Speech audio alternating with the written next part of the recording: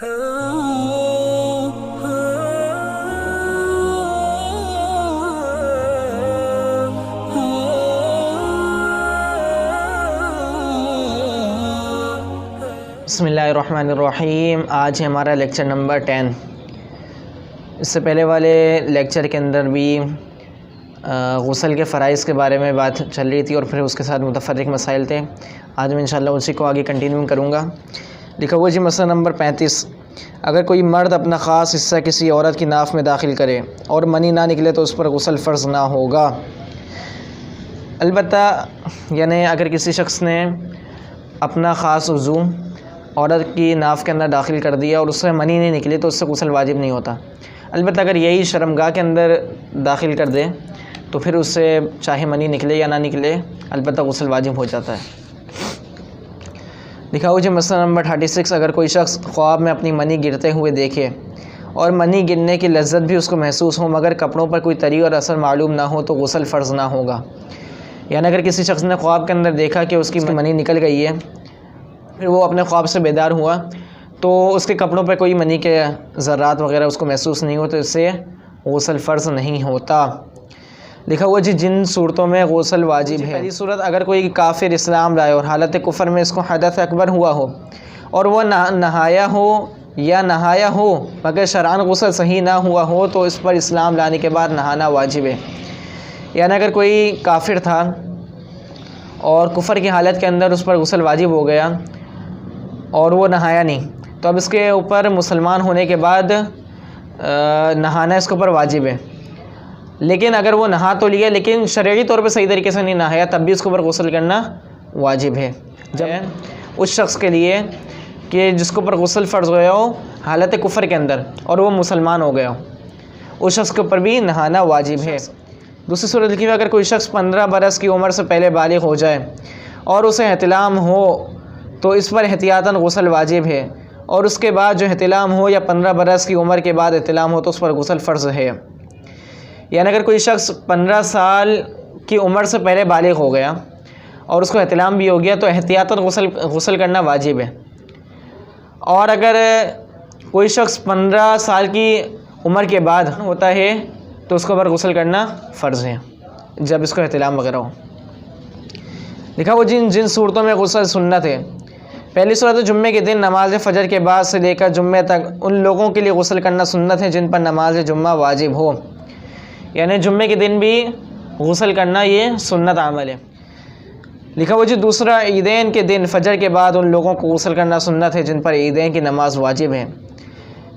ईदैन यानी ईद उल फ़ितर और ईद उल अज़हा के अंदर भी यानी फ़जर की नमाज के बाद गुस्ल करना उन लोगों के लिए भी सुन्नत है कि जिनके ऊपर ईद की नमाज वाजिब है, और जिनके ऊपर ईद की नमाज वाजिब नहीं उनके लिए भी कर लेना बेहतर है और अगर ना करें तो सुन्नत को छोड़ने वाले इंशाअल्लाह नहीं होंगे।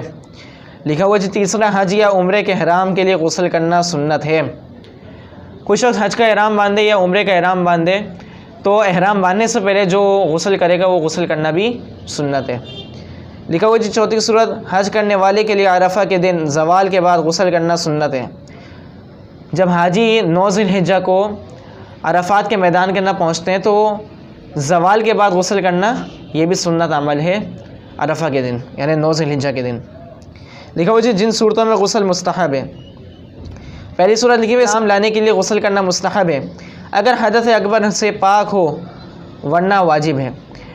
यानी कोई शख्स गैर मुस्लिम था और वो इस्लाम लेके आ गया, अब उसके लिए गुस्ल करना ये मुस्तहब अमल है, उसको चाहिए कि गुस्ल कर ले क्योंकि वो बातिनी तौर पे तो पाक हो रहा है इस्लाम लाने से, तो ज़ाहिरी तौर पे भी वो पाक हो जाए।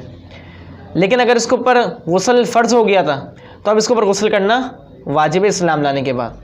या अगर इसने गुस्ल कर तो लिया था काफिर होने की हालत में और इसने गुस्ल जो है वो शरई तौर पे सही तरीके से नहीं किया था तो अब इसके ऊपर भी गुस्ल करना वाजिब होगा।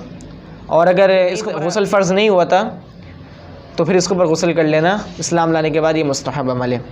लिखा हुआ जी दूसरी सूरत, कोई मर्द या औरत जब 15 बरस की उम्र को पहुँचे और उस वक्त तक जवानी की कोई अलामत उसमें ना पाई जाए तो उसके लिए गुस्ल करना मुस्तहब है।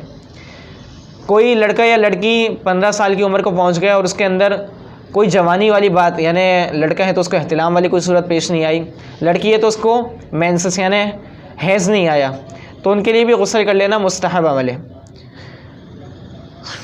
लिखा हुआ जी तीसरी सूरत पछने लगवाना, जुनून और बेहोशी ख़त्म हो जाने के बाद गुस्ल करना मुस्तहब है। यानी हजामा लगवा लिया किसी ने तो उसके बाद भी गुस्ल करना ये मुस्तहब अमल है।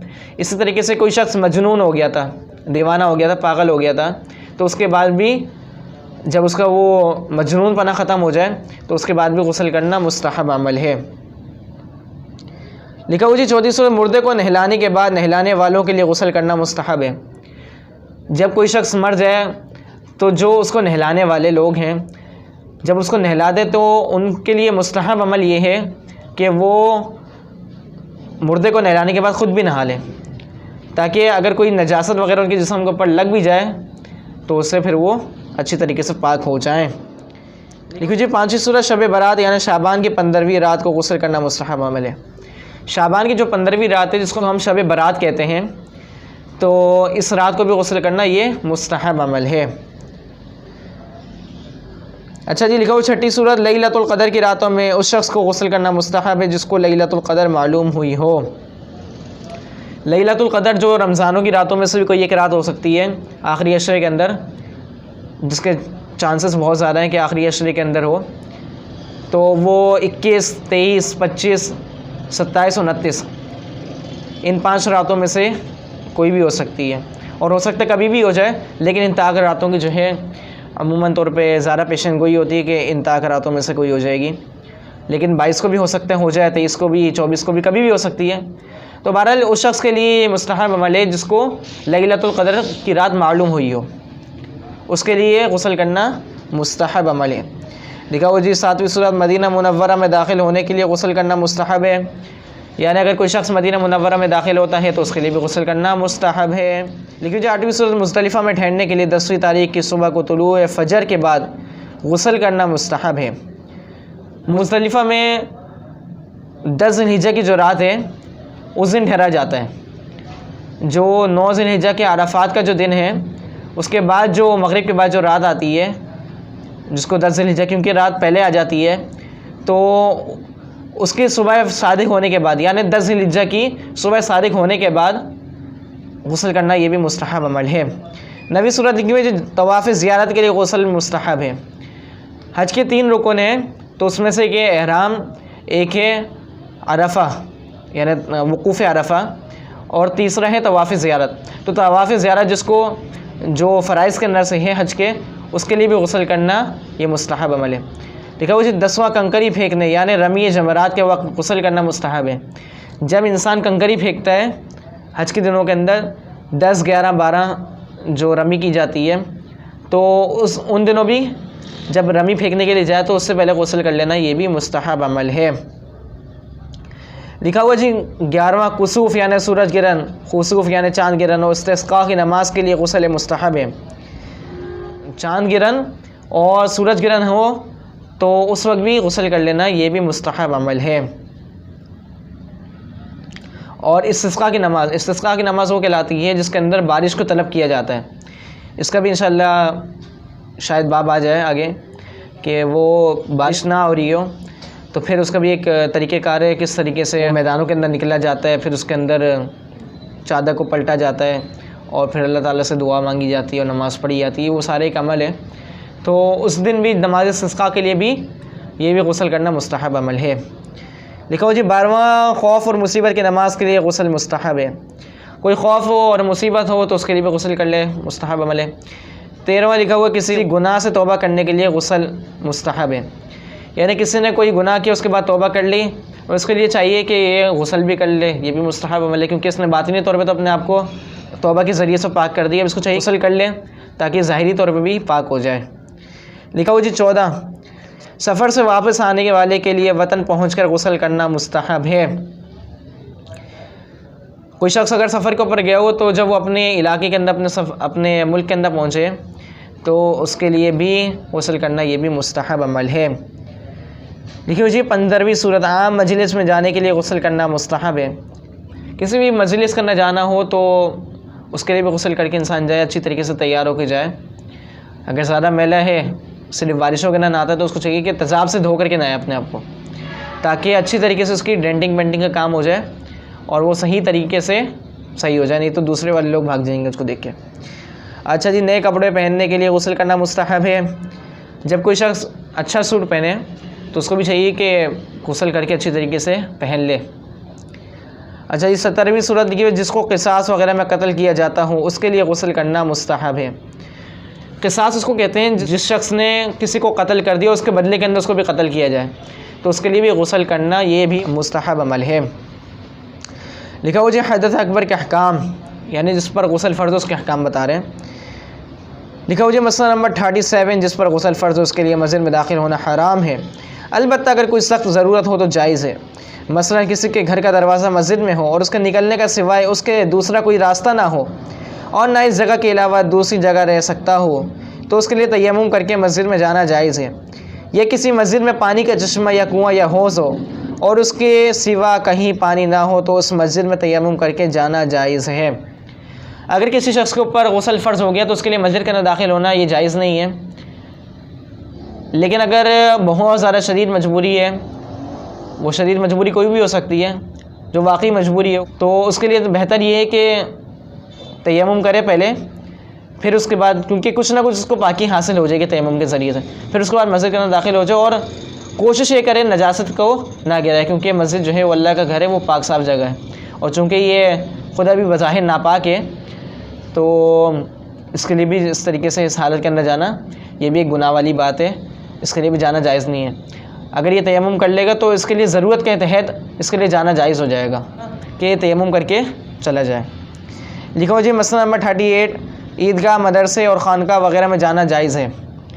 यानी अगर किसी शख्स के ऊपर गुस्ल वाजिब है, गुस्ल फ़र्ज़ हो गया किसी के ऊपर, तो उसके लिए ईदगाह के अंदर और ख़ानका और इस तरीके से मदरसे वगैरह के अंदर जाना ये जायज़ है। देखो जी मसला नंबर 39 हैज़ निफास की हालत में जमा करना हराम है और औरत की नाफ और जानों के दरमियान के जिस्म को देखना या इस अपने जिस्म को मिलाना जब कोई कपड़ा दरमियान में ना हो जायज़ नहीं। अगरचे हया के ख़िलाफ़ मसला है, लेकिन बाज़ लोग इस गलत फ़हमी के अंदर मुब्तला हैं, तो मैं इसलिए मसले को इसके लिए रिकॉर्ड करवा रहा हूँ। तो हैज़ की हालत के अंदर या निफास की हालत के अंदर औरत के साथ जमा करना ये भी जायज़ नहीं, क्योंकि कुरान के अंदर आता है, ख़ुद अल्लाह ताला ने साफ़ तौर पे फरमा दिया वयसअलूनका अनिल महयज़ कुल हुवा अदन फ़अतज़िलुन निसा फ़िल महयज़, कि ये आपसे सवाल करते हैं इसके बारे में, कह दीजिए कि वो गंदगी है।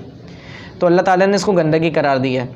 तो इस हालत के अंदर भी औरत से नाफ से लेकर के घुटने के दरमियान फ़ायदा नहीं उठाया जा सकता, बाकी और किसी तरीके से इस्तिफ़ादा उठाया जा सकता है। अच्छा जी, लिखो मसला नंबर 40 हैज़ निफास की हालत में औरत का बोसा लेना, झूठा पानी वगैरह पीना, इससे लिपट कर सोना, उसके नाफ और नाफ के ऊपर, जानों और जानों के नीचे के जिस्म से अपने जिस्म को मिलाना, अगरचे कपड़ा दरमियान में ना हो, नाफ और जानों के दरमियान में कपड़े के साथ मिलाना जायज़ है। बल्कि हैज़ की वजह से औरत से अलहदा होकर सोना या इसके साथ इख्तिलात से बचना मकरूह है। ये भी हया के ख़िलाफ़ मसला है। हैज़ व निफास की हालत में बोसा वगैरह लेना तो जायज़ है, अलबत्ता सोबत करना जायज़ नहीं है। और इसी तरीके से जो है ये सिर्फ़ इस हिस्से से जो है फ़ायदा उठाना जायज़ नहीं है जो नाव से लेकर घुटने तक का है, बाकी और इससे से जो है इस्तिफ़ादा उठाया जा सकता है। दूसरी बात ये कि बाज़ लोग इसके अंदर वहमी बहुत ज़्यादा बन जाते हैं कि सो नहीं रहे, और अगर कर रहे हैं ऐसी हरकतें, यानी मसले की ना इल्मी का होने के शिकार होने की वजह से, तो वो हैज़ की हालत के अंदर भी सोबत कर बैठते हैं। तो इसके अंदर बहुत ज़्यादा सख्त गुनाह की बात है, तो इससे इज्तनाब करना चाहिए। लोगों को ये मसाइल मालूम नहीं है, इसलिए फिर मैंने इसको रिकॉर्ड करवा दिया। बाकी ये है कि झूठा खाना खाना और पीना ये सारी चीज़ें जायज़ हैं, और सोया भी जा सकते हैं एक बिस्तर के ऊपर, अगर ये है कि नफ्स के ऊपर जो है इंसान के अपने कंट्रोल हो तो फिर सोया भी जा सकते हैं, उसके अंदर कोई कराहत नहीं है। लिखा हो जी मसला नंबर 41 जिस पर नहाना वाजिब है वो अगर नहाने से पहले खाना पीना चाहे तो अपने हाथ मुँह धो ले और कुल्ली करके खाए, पिए, और बग़ैर हाथ मुँह धोए खाया, और अगर बग़ैर हाथ मुँह धोए खा पी ले तब भी कोई गुनाह नहीं। अगर किसी शख्स के ऊपर गुस्ल फ़र्ज़ हो गया है तो उसके लिए बेहतर ये है कि पहले हाथ मुँह अच्छी तरीके से धो ले, फिर उसके बाद जो है कोई खाना पीने की जो चीज़ है उसको इस्तेमाल करे, खा ले। लेकिन अगर ना भी खाए तब भी उसके लिए कोई गुनाह नहीं है, अलबत्ता मकरूह इसको कहा जा सकता है, क्योंकि एक तरीके से कराहत आती है एक चीज़ के अंदर कि एक इंसान के ऊपर गुस्ल फ़र्ज़ हुआ, वो अपने हाथ धो करके नहीं खा रहा और मुंह वगैरह धो करके, क्योंकि इंसान को तो चाहे गुस्ल फ़र्ज़ हो या ना हो हमेशा हाथ धो के खाना चाहिए, और इसी तरीके से कुल्ली वगैरह इंसान कर ले, क्योंकि जरासीम वगैरह इन सारी चीज़ों का जाने का अंदेशा बहुत ज़्यादा रहता है। अच्छा जी, लिखा हुआ मसला नंबर 42, जिन पर गुस्ल फ़र्ज़ है उनके लिए कलाम मजीद का छूना पढ़ना जायज़ नहीं, और अल्लाह ताला का नाम लेना, कलमा पढ़ना, दुरूद शरीफ पढ़ना जायज़ है। ये खूब अच्छी तरीके से मसला समझ लें। जिन लोगों के ऊपर गुस्ल फ़र्ज़ है, चाहे वो जनाबत की वजह से हो, चाहे हैज़ की हालत के अंदर गुस्ल फ़र्ज़ हुआ हो, चाहे निफास की हालत के अंदर या किसी भी सूरत के अंदर गुस्ल फ़र्ज़ हो गया, तो उनके लिए कुरान मजीद का छूना भी जायज़ नहीं है और उसकी तिलावत करना भी जायज़ नहीं है। अलबत्ता कुरान मजीद की उन आयतों का पढ़ना बतौर दुआ के या वजीफ़े के पढ़ना ये जायज़ है। मिसाल के तौर पे कोई दुआ की नियत से रब्बना आतिना फिद दुनिया हसना ये वाली दुआ पढ़ता है, रब्बना ज़लमना अनफुसना, आयतुल कुर्सी हो गई, सूरतुल इखलास हो गई, कुल औज़ु बिरब्बिल फलक़, कुल औज़ु बिरब्बिन नास पढ़ता है, बतौर वजीफ़े के पढ़ता है, रुक़या के पढ़ता है, बतौर वजीफ़े के पढ़ता है, तो उसके लिए जायज़ है। ये भी जब है कि जब ये बतौर वजीफ़े के पढ़े। अगर ये तिलावत के पढ़ेगा तो उसके लिए भी जायज़ नहीं है, क्योंकि तिलावत करना ये जायज़ नहीं है बिल्कुल भी। और इसी तरीके से अल्लाह का नाम लेना और दुरूद शरीफ पढ़ना ये जायज़ है बिल्कुल, इसके अंदर कोई कराहत और इसके अंदर नाजायज़ होने की कोई बात नहीं है। अच्छा जी, लिखा हुआ मसला नंबर 43, तफसीर की किताबों को जनाबत की हालत में और बग़ैर वज़ू के छूना मकरूह है और तर्जुमे वाले कुरान को छूना हराम है। पहले वज़ू वाले मसले के अंदर मैंने ये बात थोड़ी सी रिकॉर्ड करवा दी थी, दोबारा सुन लें। जो तफसीर होती है उसके अंदर और तर्जुमे वाले कुरान के अंदर थोड़ा फ़र्क है। वो फ़र्क ये है कि तफसीर के अंदर तर्जुमे के साथ साथ उसके अंदर उसके मतालिब और तशरीहात भी होती हैं। तफसीर के अंदर ये देखा जाएगा कि अगर उसके अंदर कुरान मजीद की आयतें कम हैं और मतालिब और तशरीहात वगैरह जो उसकी बहसें हैं वो ज़्यादा हैं, तो उसके लिए उसको बग़ैर गुस्ल के छूना जायज़ है। अलबत्ता मकरूह अमल है ये, क्योंकि कुरान की आयतें तो मौजूद हैं, ये बात तो है। और अगर कोई उर्दू की किताब कोई मसाइल कोई सहाबा इकराम वगैरह के वाक़यात हैं तो उसको पढ़ना और उसको छूना बग़ैर किसी अमल के जो है मकरूह भी नहीं है, उसको छुआ जा सकता है बग़ैर किसी चीज़ के। रही बात किसके ऊपर गुस्ल फ़र्ज़ है, वो तर्जुमे वाला कुरान छू सकता है या नहीं छू सकता, तो वही मैंने बताया कि कुरान मजीद को तो तर्जुमे वाले छूना जायज़ नहीं है।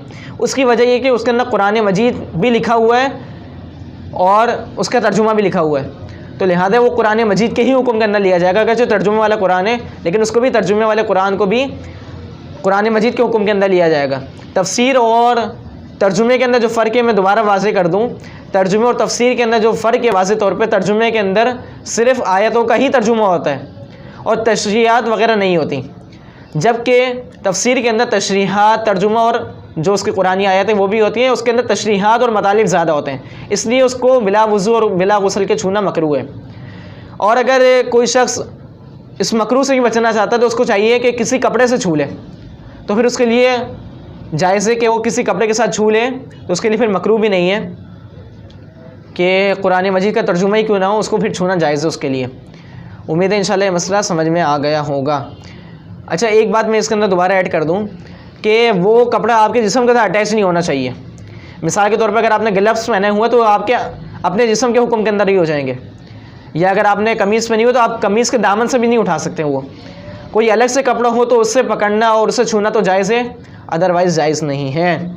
लिखा हो जी मसला नंबर 44, किसी पर गुस्ल फ़र्ज़ हुआ और पर्दे की कोई जगह नहीं, तो इसमें तफसील ये है कि मर्द को मर्दों के सामने बरहना होकर नहाना वाजिब है, इसी तरह औरतों को औरतों के सामने भी नहाना वाजिब है, और मर्द को औरतों के सामने और औरतों को मर्द के सामने नहाना हराम है, बल्कि तयम्मुम करें।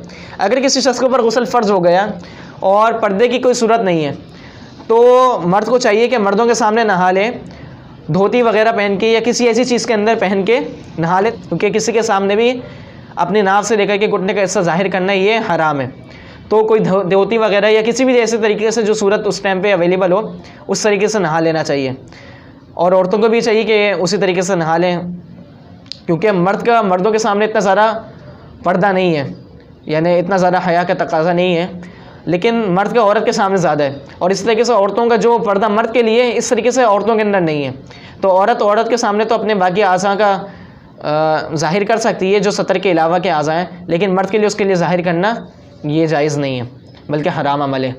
और इसी तरीके से अगर मखलूत जगह है जहाँ पर मर्द और औरत हैं तो फिर उसके लिए चाहिए कि तयम्मुम करे या कोई ऐसी जगह तलाश करे जहाँ पर आसानी से वो गुस्ल कर सकता है। इजाफे के तौर पे एक बात लिखी हुई जी, गुब्बारे के इस्तेमाल से गुस्ल का हुक्म। ये आजकल एक सूरत पेश आती है के ख़िलाफ़ है अगरचे ये मसला, लेकिन आजकल ये सूरत पेश आती है अमूमन तौर पे कि जिसके अंदर हमल को रोका जाता है किसी तौलीद के ज़रिए से, तो उसी के बारे में बता रहे हैं। देखो जी, मसला नंबर 1, गुब्बारे के साथ जिमा की सूरत में भी गुस्ल वाजिब हो जाएगा। अगर कोई शख्स जिमा करता है, सोबत करता है और रुकावट कोई चीज़ अगरचे बना देता है अपने दरमियान, तब भी गुस्ल वाजिब हो जाएगा, चाहे मनी निकले या ना निकले, दोनों सूरतों के अंदर गुस्ल वाजिब हो जाएगा। इसके अंदर बहुत सारे हया के ख़िलाफ़ अगरचे मसाइल थे, लेकिन मसाइल को रिकॉर्ड करवाना इसलिए लाजिम था क्योंकि ये सारे मैंने पहले वाले एपिसोड के अंदर भी बताया था, क्योंकि इन सारों का जो ताल्लुक़ है ना वो हमारे जिस्म के साथ मौजूद है। और मैं आपको यकीन के साथ कह सकता हूँ कि इतने सारे मसाइल जो मैंने अभी पढ़े हैं ना, उसके अंदर से चंद एक मसाइल लोगों को अगर मालूम होंगे तो होंगे, नहीं तो 100 में से 95 लोगों को मसाइल मालूम ही नहीं है। उसकी वजह यही है कि वो लोग ना उलमा से पूछते हैं मसाइल और ना कोई ख़ुद दिलचस्पी लेते हैं कि मदरसे के अंदर जाके ख़ुद पढ़ लें, ना कोई सुनने के लिए तैयार है। और ये है कि ना गुनाहों के अंदर मुब्तला हैं। मैंने बहुत सारी ऐसी सूरतें पढ़ी हैं जिसके अंदर गुस्ल फ़र्ज़ भी हुआ है। मैं बल्कि उन लोगों से पूछना चाहता हूँ जिनको हया आती है इन मसाइल को सुनते हुए, मैं उनसे ये पूछना चाहता हूँ कि अगर ये वाले मसाइल ना पढ़ता और उनके ऊपर अगर गुस्ल फ़र्ज़ होता तो फिर उनकी तो ना नमाज होती, और अगर वो नमाज़ पढ़ते तो उल्टा गुनाह के अंदर अंदेशा था उनका, क्योंकि जब नमाज ही उनकी कबूल नहीं हुई है और गुनाह उल्टा इनको मिल रहा होता। क्योंकि हालत हदस के अंदर नमाज़ पढ़ना या बेवज़ू की हालत के अंदर नमाज़ पढ़ना ये तो जायज़ ही नहीं है, बल्कि गुनाह की बात है कि आप लोगों की कम इल्मी है और जो हया के साथ जिनका ताल्लुक़ है तो लोगों को सही है। ये बहुत सारे मसाइल ऐसे थे जो हया के ख़िलाफ़ मज़ाहिर तो थे, यानी हया के ख़िलाफ़ मसाइल थे, अगरचे कि इसको अमूमी तौर पर मजमे के अंदर नहीं लिया जा सकता, सबके सामने नहीं सुना जा सकता, थोड़ा हया का तकाज़ा है। लेकिन कम से कम इंसानों को चाहिए मसाइल तो मालूम करें ना। तो ये सारी बातें करने का असल मकसद ये है कि बहुत सारे लोग तंज़ भी कर सकते हैं कि आप ये हया के ख़िलाफ़ इतने सारे मसाइल बता रहे हैं, तो क्या सोच के आप बता रहे हैं। तो मैंने इसी की वजाहत की है कि जो मैंने किताब मैंने शुरू की थी अवामुन नास के फ़ायदे के लिए मैंने शुरू की है, कि लोगों के लिए ऐसी किताब मैंने जिसको मैं हाईलाइट करना चाह रहा था ताकि लोगों को मसाइल सीखने में आसानी हो। तो अगर लोग ही मेरे ख़िलाफ़ कमेंट करेंगे नेगेटिव, तो फिर लोग अपने लिए ही एक तरीके से देखा जाए तो सीखने का रास्ता बंद कर रहे हैं। तो मेरी इन तमाम दोस्तों से और तमाम साथियों से ये दरख्वास्त थी कि हया को एक तरफ रखते हुए इन तमाम मसालों को सीखें। अल्लाह ताला समझने की, अमल करने की तौफ़ीक़ अता फ़रमाए। सुब्हानकल्लाहुम्मा व बिहम्दिका नशहदु अल्ला इलाहा इल्ला अंता नस्तग़फिरुका व नतूबु इलैक।